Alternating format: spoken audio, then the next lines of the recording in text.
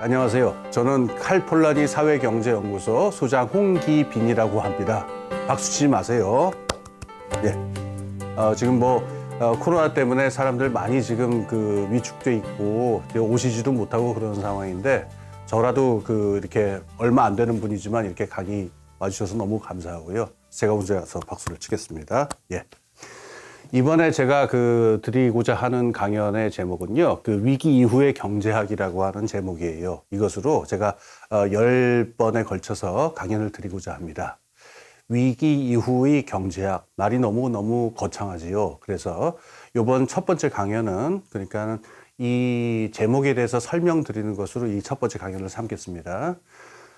제가 지금 말씀드린 위기 이후의 경제학이라는 말을 보면은 명사가 3개가 있어요. 위기라는 말이 있고 경제학이라는 말이 있고 이후라는 말이 있지요. 요 말 하나하나를 설명하는 것으로 제가 말씀을 드리겠습니다. 먼저 위기라는 말부터 한번 우리가 따져볼까요? 네. 위기라고 하는 말, 이 한자어죠. 근데 위기라고 하는 말 재밌습니다. 위험하다라고 하는 위자하고 기회라고 하는 기자가 이게 다 같이 이렇게 붙어 있어요. 그래서 위기는 곧 기회다. 제가 어렸을 때 많이 쓰던 속어로 기회는 찬스다 이런 말이 있었는데 요즘 젊은 분들은 안 쓰시겠죠. 아재들이 쓰던 말 중에 그런 게 있습니다. 기회는 찬스다. 위기라고 하는 게 그러니까 우리 한자어 위기라고 하는 게 위험하다는 뜻도 있지만은 또 기회라는 뜻도 있고 이래요. 근데 우리가 생활 속에서 우리가 글을 보면은 위기라는 말이 너무너무 많이 쓰여요. 그러니까 전반적 위기다, 위기의 3단계다, 그래가지고 100년 동안의 위기다. 그래서 위기란 말이 너무 많이 쓰이니까 지금은 사람들이 지긋지긋해가지고 위기 그러면 또 시작이다. 그래가지고 잘 듣지도 않고 또 위기가 왔나 보다. 그래 100년 동안의 고독이라는 소설도 있는데 아직 100년 동안의 위기지 그래서 아무렇지도 않게 듣습니다. 그래서 이 강연을 하면서 제가 제목을 위기로 달 때 저도 좀 갈등이 됐었어요. 이것도 이 진부한 말을 또 쓸 것이냐. 근데 이 말을 갖다가 제목으로 쓰기로 한 계기는 지금 여러분들 고생하고 계시지만은 이 코로나 위기가 있잖아요. 이 코로나 때문에 지금 우리가 위기라는 게 뭐냐라고 하는 것에 대해서 이렇게 생활 속에서 그다음에 몸으로 또 마음으로 이렇게 느끼는 계기가 돼가지고 요 말을 좀 쓰기로 했습니다.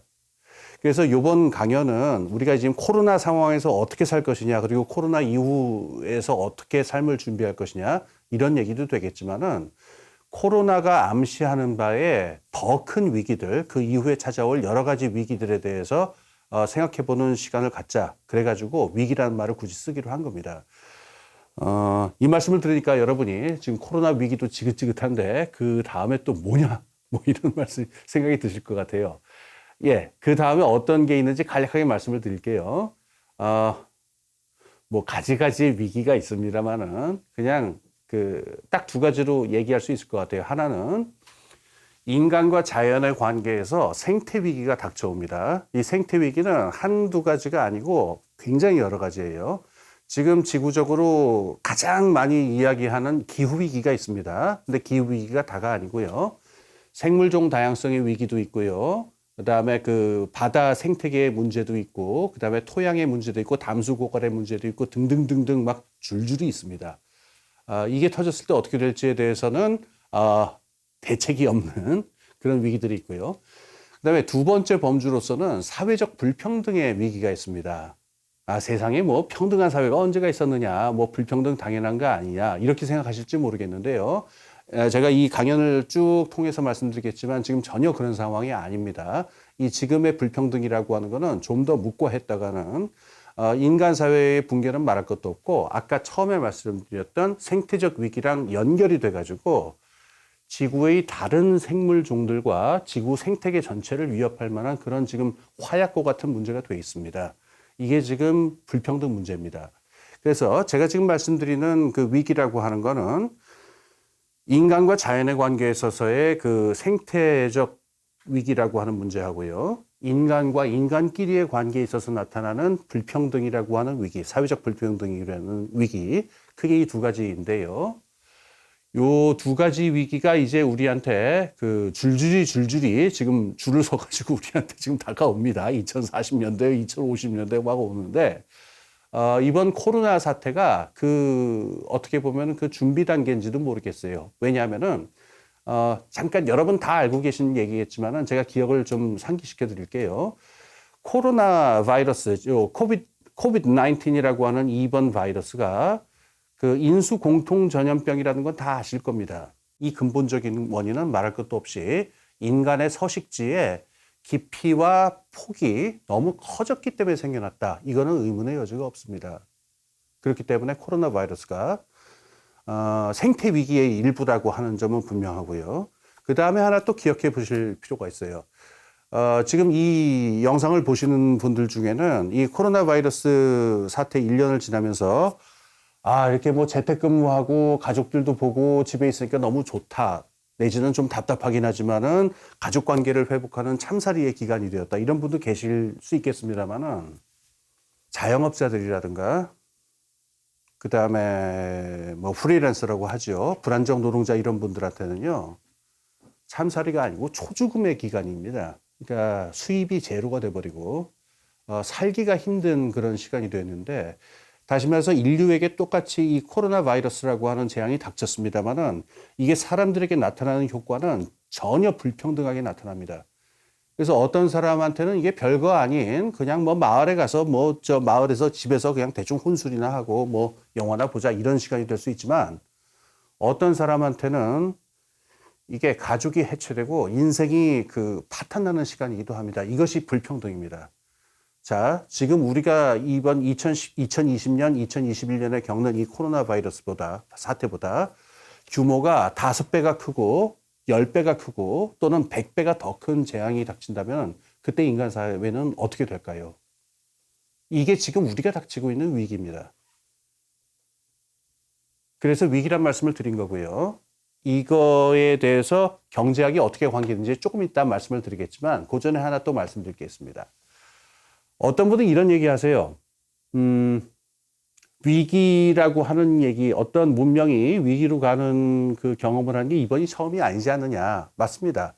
로마 제국도 그렇고요. 그 다음에 중국에 있었던 여러 왕조들도 그렇고, 불어로 왜 데카당스라고 하는 말이 있죠. 그러니까 끝나가는 시점쯤 되면 대충 이게 세상이 끝났다. 예, 끝나가는 것 같다. 뭔가 위기가 오는 것 같다. 그래가지고 사람들이 위기를 직감하는 때는 이번이 처음은 아니에요. 그래가지고 문학으로도 나타나고 음악으로도 나타나고 뭐 말로 교향곡 이런 걸로도 나타나고 그러는데 왜 또 굳이 난리냐. 또 21세기인데 또 위기 또 시작이냐. 맞습니다. 사람들이 어떤 문명의 위기를 직감한 것은 사람들이 직감한 것은 처음이 아닌데요. 그 직감의 내용은 분명히 이런 거죠. 제가 좀 이따 좀 더 말씀드리겠습니다만 지금의 삶의 방식이 지속 가능하냐라고 하는 질문이겠죠. 근데 이번 위기의 차이점이 뭐냐라고 하는 점에 있어서 하나 좀 말씀을 드릴게요. 우리가 위기를 실시간으로 확인하고 있다는 점이 좀 다릅니다. 그 전에 제가 지금 말씀드렸던 로마 제국이라든가 그 전에 있었던 여러 문명에서는요, 사회과학이라든가 여러 가지 통계가 발달하지 않아서 지금 어떤 상황이 어떻게 발생하고 있느냐에 있어가지고 뭐 지방 도호사의 어떤 뭐 보고문이라든가 뭐 장계라든가 이런 거에 의존할 수밖에 없었고 이거는 소수의 지배계급만 알고 있는 고급 정보였습니다만은 오늘날 사회과학이 발달하고 여러 가지 매체가 있기 때문에 지금 북극 곰들이 어떤 위기에 처해 있는지, 그다음에 지구상에 어떻게 빙하가 다 지금 박살이 나고 있는지, 그다음에 식량 위기가 어떻게 진행되고 있고, 식량 가격이 선물 시장하고 현물 시장에서 어떻게 움직이면서 지금 식량 위기 2021년 이 시점에서 식량 위기를 낳고 있는지가 매일매일의 뉴스에서 보도가 되고 우리가 알고 있습니다. 이 점이 다릅니다. 소수의 지배계급만이 알고 있는, 소수의 지식계급만이 알고 있는 게 아니고요. 우리 모두 다 알고 있습니다. 지금의 삶이 지속 가능하지 않다는 것. 근데 여기서 무력감이 생겨나는데요. 이 무력감을 어떻게 할 수가 없습니다. 왜냐하면 이거 어떻게든 해야 된다는 건 알고 있습니다만 뭐 어떻게 해야 되느냐. 황당하죠. 이 무력감을 너무너무 잘 포착한 어떤 메타포랄까요? 알레고리를 하나 말씀을 드릴게요. 사뮤엘 베케트라고 하는 사람이 쓴 고도를 기다리며라고 하는 유명한 걸작이 있죠. 거기를 보면은 어떤 알레고리가 나오냐면은 럭키와 포조라고 하는 두 명의 인물이 나오는데 포조가 주인이고 럭키가 노예입니다. 럭키가 포조를 업고 다닙니다. 그래서 럭키가 어디로, 이 노예가 어디로 가는지의 고삐는 주인이 주고 있습니다. 문제는 럭키는 말을 하지 못하고 포조는 앞을 보지 못합니다. 그러니까 포조는 장님이고 럭키는 벙어리예요. 이 두 사람은 어디로 갈까요? 만약에 이 두 사람 앞에 낭떠러지가 나타나면은 어떻게 될까요? 럭키 눈에는 보이겠죠. 이게 낭떠러지라고 하는 것. 하지만 말을 해봐야 소용이 없다는 것 때문에 럭키는 아무 말도 아마 하지 않을 겁니다. 포조는 자기가 보지 못하기 때문에 앞에 무슨 일이 펼쳐질 수도 있다라고 하는 걸 알고 있지만은 어떻게 할 방법이 없습니다. 그냥 그대로 가는 겁니다. 그래서 그 둘을 보고 있던 두 명의 그 길거리에 앉아있던 그 아재 두 사람이 어떻게 하려고 그래요? 이렇게 물었더니 뭐 갈 때까지 가는 거지 뭐 하고서 그 포조가 큰 소리를 팡 치고서 사라집니다. 제가 연극에서 그 장면을 보고서 지금도 잊지 못해요. 근데 지금 제가 말씀드린 위기에 대해서 여러분들이 그리고 또 제가 느끼는 그 무력감이라고 하는 게 다르지 않은 것 같습니다. 즉 위기라고 하는 건 우리의 삶이 지속 가능한가라고 하는 문제인데 가능하지 않다라고 하는 건 지금 우리가 많이 느끼고 있고 이 코로나라고 하는 상황에서 아주 작은 규모지만 우리가 생태 위기와 사회적 불평등이라는 두 축으로 느끼고 있습니다. 그런데 그 전에 있었던 위기와 다른 것은 이 위기를 실시간으로 우리가 파악을 하고 있음에도 불구하고 그것을 자각하고 있는 한 사람 한 사람이 할 수 있는 방법이 아무것도 없다라고 하는 무력감, 이 지독한 무력감이라고 하는 게 21세기의 인류가 처한 위기의 특징인 것 같습니다. 한 문장만 더 하자면요. 전 지구에 있는 모든 인류의 운명이 지금처럼 서로 결합이 돼서 하나의 문명을 결합한 적은 없습니다. 그러니까 온 인류가 절망하고 있는 상황이죠. 자, 위기에 대해서 제가 여기까지만 말씀을 드릴게요.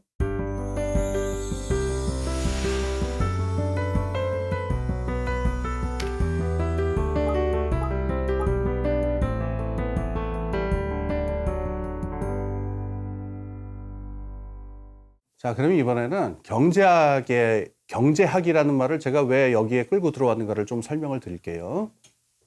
경제학 전에 이걸 좀 생각해 봅시다. 옛날에 아리스토텔레스라고 하는 철학자가 있었는데 이 사람의 그 후예라고 할까? 칸트. 두 사람 다 똑같이 진행한 이렇게 지적한 바가 있어요. 인간이라고 하는 존재를 그 동물학적으로 한번 파악해 보자. 생물학적으로. 모든 생물종은 살아가는 특이한 방식이 있어요. 그리고 그 방식에서 벗어나지 않습니다. 그런데 인간이라고 하는 생물종의 특징은 자기들이 어떻게 살아나가야 될지의 질서를 스스로 머릿속에서 만들어 나가는 특징이 있다라고 하는 게 아리스토텔레스가 동물학적으로 관찰한 바기도 하고 칸트 이후에 독일의 관념론, 이 관념론이라는 말이 사실은 그 아이디얼리즘이니까 그러니까 그 이상론이라고 옮길 수도 있는데요. 여기에서 이제 확인된 바입니다. 어떤 뜻인지 제가 쉽게 말씀드릴게요. 우리가 벌집을 보면은 벌집이 왜 이렇게 육각형 이렇게 돼 있잖아요. 너무너무 이쁩니다. 그래서 이 칸트 그 책에 나오는데 너무 이쁜 이 모습이 어떻게 나오느냐. 벌들은 이렇게 만들 수밖에 없는 본능을 가지고 있고 삶의 질서다 이렇게 설명을 해요.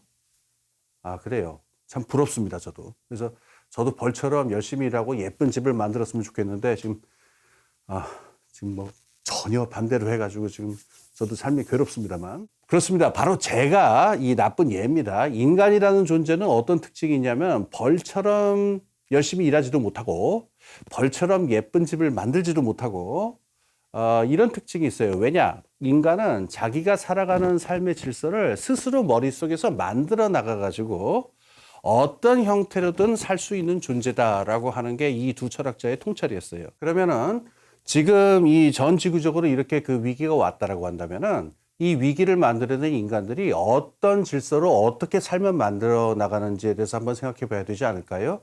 그러면은 인간들이 어떤 경우에는 종교를 믿고서 종교에 따라서 질서를 만들 때도 있고 또 어떨 때는 뭐 문화라든가 전쟁이라든가 여러 가지 요소로 삶의 질서를 만듭니다만은 여러분이나 지금 여기 앉아있는 저나 다 동의하시겠지만은 지금 21세기의 지구적 산업 문명이 믿고 있는 질서는 경제학 혹은 경제 담론입니다.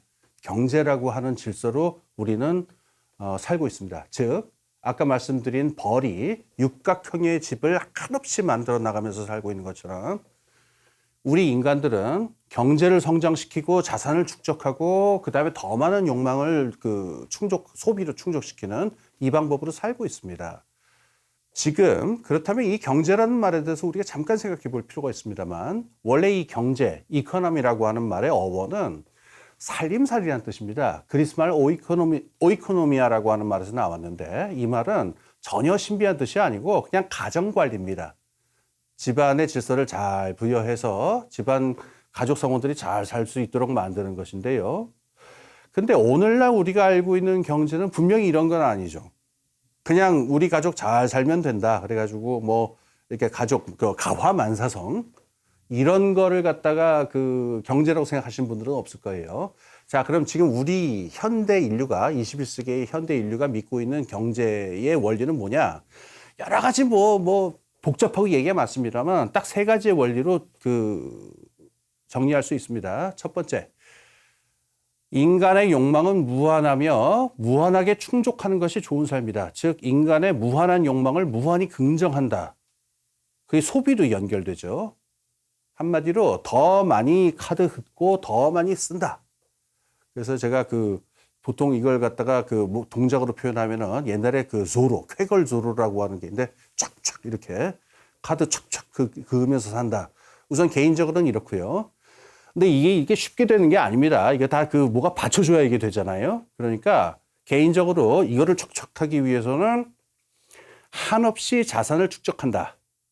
즉 재테크를 하든 부동산 투자를 하든 주식 투자를 하든 해서 자기의 자산을 계속 불린다라고 하는 것이 개인의 윤리예요. 그리고 이게 조금 경제학적인 용어로 가면 뭐가 되냐면은 자본 축적이 됩니다.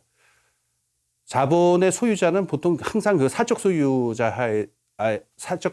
아래에서는 개인이기 때문에 사실은 개인의 재산을 무한히 불린다라고 하는 얘기가 되죠. 자, 이렇게 첫 번째, 사람의 욕망을 무한히 충족시킨다. 두 번째, 그 수단이 되는 재산을 무한히 불린다. 개인의 재산을 무한히 불린다. 이런 사회는 어떻게 해야 되느냐? 모든 사람들이 더 많이 소비할 수 있고 더 많이 재산을 불릴 수 있도록 경제를 한없이 성장시킨다라고 하는 것이 핵심 원리입니다. 지금 말씀드린 세 가지, 즉 인간의 욕망은 무한히 팽창해야 되고 무한히 충족돼야 한다. 그것을 위해서 개인은 무한히 재산을 축적하고 불려야 한다. 그다음에 사회는 이게 보장이 될 수 있도록 무한히 경제를 성장시켜야 한다라고 하는 세 가지 원리로 사실상 오늘날의 경제학의 메시지를 우리가 정리를 할 수가 있습니다. 예, 그다음엔 마지막 단어를 설명을 드릴게요. 이후라고 하는 말에 대해서 설명드리겠습니다. 위기의 이후가 있느냐라고 하는 게 또 새로운 얘기인데요. 아까 제가 조금 말씀을 드렸습니다만은, 우리 역사상 있었던 문명들을 보면은 자기들이 가지고 있었던 삶의 방식이 지속 가능하지 않다라고 하는 것을 직감적으로 느낀 문명들은 많이 있었어요. 그래서, 이게 오래 갈 수 없다. 뭔가 망해가고 있다. 쇠퇴하고 있다라고 하는 걸 직감은 했습니다만, 아까 말씀드린 대로 그걸 실시간으로 파악할 수도 없고, 더더욱 힘들었던 건 뭐냐면은, 그러면은 이것을 어떻게 회생시킬 것이냐, 이 미래의 방향을 어떻게 우리의 뜻대로 할 것이냐라고 하는 것을 생각할 수 있었던 문명은 더더욱 없었습니다. 그래서 운명론이라든가 순환론 같은 것들이 있었는데, 여러 가지 순환론이 있습니다만은 제가 한 두 가지 문헌만 말씀을 드릴게요. 그러니까, 이슬람 문명에 있었던 원어로 무카디마라고 하는 책이 있는데, 지금은 아마 이슬람 서설 또는 역사 서설 이렇게 아마 번역이 되어 있는 걸로 알고 있습니다. 이븐 할둔이라고 하는 대학자가 쓴 책이 있고요. 그다음에 18세기 나폴리에 있었던 비코, 지안바티스타 비코라고 하는 학자가 쓴 아주 또 위대한 저서가 있습니다. 새로운 과학이라고. 둘 다 잘 번역이 되어 있으니까 꼭 한번 읽어보십시오. 이 두 저서 모두 그래서 문명의 쇠퇴에 대해서 어떤 입장을 취하고 있냐면은 이것은 어쩔 수 없는 순환의 원칙이다. 시간이 지나면 이건 내려가게 되어 있는 건 어쩔 수 없고 이것은 알라의 뜻이거나 또는 역사의 섭니다. 우리가 어떻게 할 수 없다라고 하는 건데 여러분 이거 동의가 되세요? 제 아이가 지금 5학년이 됐습니다만은 누가 저한테 그런 소리를 다시 뭐 이분 할둔이 됐건 이분 할둔 할아버지가 됐든 자식 살아서 그런 소리 하면은 저는 그 물어뜯고 싸울 겁니다. 저는 그럴 수 없어요. 제 아이가 있기 때문에. 자, 그러면은 위기의 이후라고 하는 것에 대해서 우리는 지금까지 인류가 뭐라고 생각을 했던 그것과 무관하게 지금 우리 새로 상상을 해야 됩니다. 자, 이후에 대해서 지금까지 가장 많이 나왔던 단어를 하나 말씀을 드리겠습니다. 붕괴라고 하는 단어입니다. 붕괴. 이건 영어로는 collapse라고도 하고요. 독일어로는 주산맨 브로켄 이렇게 얘기를 하는데요. 콜랩스나 이 주산맨 브로켄이나 그 어원적으로 보면 뜻은 똑같습니다. 그냥 무너지는 게 아니고요. 함께 무너지는 겁니다. 콜랩스 또는 주산맨 브로켄. 참 특이한 말인데요. 왜 그런지 좀 말씀을 드릴게요. 옛날에 부처님이 이런 얘기 하신 적이 있죠. 그 세상 만물은 서로 의지해서 서 있는 것이다. 그래서 하나가 무너지면은 다른 것도 다 무너지게 돼 있다. 그래서 하나만 부수면은 모든 것을 다 부숴서 무의 경지로 갈 수 있다. 이런 아주 그 중요한 말씀을 하셨는데요. 이게 지금 21세기의 지구적 산업 문명을 설명하는데 너무나 적실한 말입니다. 다른 말로 하자면 복합사회라고도 하는데요. 지금은 가족제도가 어떻게 되어 있느냐, 교육제도가 어떻게 되어 있느냐가 노동시장하고 연결이 되어 있고, 노동시장이 다시 그 경제성장률하고 연결이 되고요. 경제성장률은 주식시장하고 연결이 되고, 주식시장은 다시 기타 등등의 것들하고 연결이 되고요. 그 연결고리를 쭉 찾아가다 보면은 20대 여성의 자살률도 나올 수 있습니다. 이렇게 모든 것에 의지하고 있는 것이 복합사회라고 하는 특징이고요. 요거를 갖다가 20세기 중반에 그 에밀 듀르켐이라고 하는 그 사회학자가 아주 철저하게 이야기를 한 바가 있죠. 그 사람이 상상했던 것보다 몇 배 또는 몇십 배로 서로 의존하고 있는 상태가 지금 21세기의 지구적 산업 문명입니다. 근데 여기에서 빙하가 사라지든 또는 어디에서 불평등을 견디지 못한 튀니지의 그 서민들이 봉기를 일으키든 어떤 하나가 바뀌게 되면은 이건 흔히 말하는 나비 효과처럼 다른 것들을 무너뜨리기 시작합니다. 그래서 지금 있는 위기 이후에 어떤 사회가 올 것이냐라고 하는 걸 생각하는 사람들이 가장 얘기를 많이 떠올리는 단어가 붕괴입니다. 다 같이 무너질 수 있다. 자산시장이 무너지면 자산시장만 무너지는 게 아니라 금융 시스템이 붕괴할 수 있고, 금융 시스템이 붕괴하면은 세계 무역이 위기를 맞을 수 있고, 세계 무역이 위기를 맞으면은 그것이 각국의 정치적 위기로 이어질 수 있고, 기타 등등등. 꼭 도미노 같은 모습을 생각하시면 될 것 같아요. 굉장히 암울하시죠? 그래서 지금도 여러분이 그냥 콜랩스나 뭐 이렇게 치시면은 그거를 다룬 책들은 막 넘쳐납니다. 너무너무 많고, 그리고 그 책들을 보면은 또 그게 이렇게 또 허황된 얘기도 아니고 읽어보면은 이렇게 될 수도 있겠구나 라고 하는 공포를 가져오는 그런 내용들입니다. 그런데 붕괴밖에 길이 없을까요? 이 상황에서 붕괴를 면할 수 있는 유일한 방법은 전환입니다. 전환이라고 하는 거를 이제 보통 이제 전 세계적으로 지금 쓰이는 용어를 보자면 이제 트랜스포메이션이라고 하는 말도 쓰고 트랜지션이라고 하는 말도 쓰는데요. 다 함께 다른 사회로 옮겨가자라고 하는 겁니다. 예, 요거를 전환이라고 보통 이제 줄여서 보통 얘기를 하죠. 그러니까 지금 우리는 다 같이 망하든가 콜랩스 하든가 다 같이 붕괴하든가 아니면 다 같이 다른 사회로 넘어가든가 딱 두 가지겠죠. 자, 그런데 이 다 같이 넘어가면은 이게 뭐 말은 좋죠. 말은 좋고 쉬운데 지금 상황에서 지금 이 콜랩스라고 하는 위기 상황에서 우리가 꿈꾸는 해법 하나가 뭐냐면은 기술적 해법이라고 부르는 것들이에요. 그러니까 지금 기후 위기가 다가온다. 그러면은 지금 뭐 탄소가 문제냐? 그다음에 뭐 질소가 문제냐? 그럼 탄소 포집 기술 없느냐? 질소 포집 기술 없느냐? 또는 뭐 우주에다가 뭘 팍 뿌려가지고서 그 햇빛이 오는 걸 뭐 막거나 확장시키거나 하는 기술공학적 방법이 없느냐. 이런 얘기들이 많습니다.